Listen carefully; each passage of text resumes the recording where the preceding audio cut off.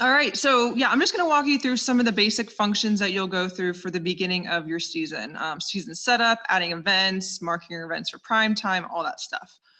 So to start, on this first page, you'll see when you go into a new season, there's this season setup message. So first thing you want to do at the beginning of each season is just go ahead and hit setup this season. And here you'll see a bunch of yellow warning messages. So when you see the yellow warnings, it means you have something left to do. So go ahead and hit the setup button right there. First thing you'll want to do is just go through and add all teams. This is for your schedule and all your stat files. Basically, it's just telling Gameday what team to show on your page, and then go through and add in titles. So these titles are going to actually show on your website what your fans see. So what the text you want to show above your schedule, your roster, and your news page. We always suggest to put in the year and the sport. So feel free to name these however you want. All right, so once those are in, hit setup season at the bottom. And on this page, you'll see all the messages are gone. It says nice job, so you know you're good to go. So you'll just click back into your regular season, and now you'll see you have all the different tabs across the top where you can start adding in your content for the year. First thing I'll take you to is the schedule tab. To add a new event, you'll just click the add event button in the upper right corner. And here you'll just basically fill out all the details of your game. The most important thing I want to point out here is this visitor and home team names. So as you start to type in a team name, you'll see it'll populate based off of the teams in our master schedule with their correct RPI and their logos. So it's always important to choose the name that you see here.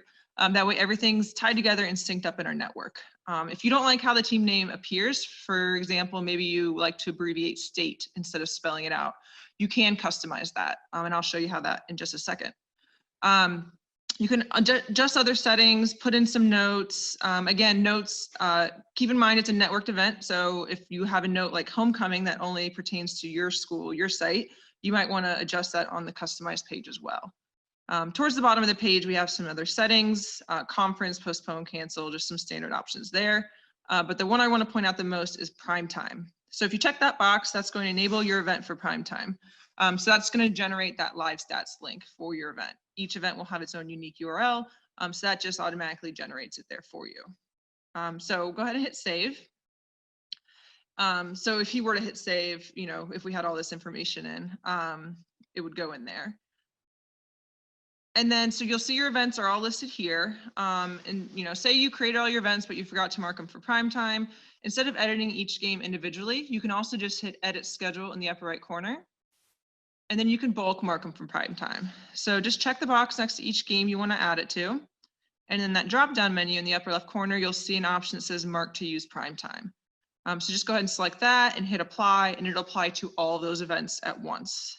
If you open up that drop down again, you can see there's other bulk options.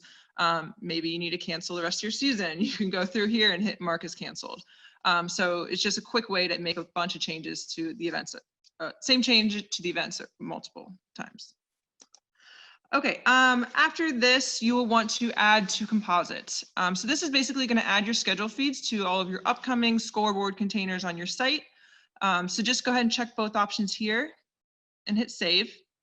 And that's just going to put those schedule feeds in there. So as you come and add more events, it'll automatically update on your site in those composite files. So this is just something you need to do once at the beginning of season, and then it'll just update automatically from here on out.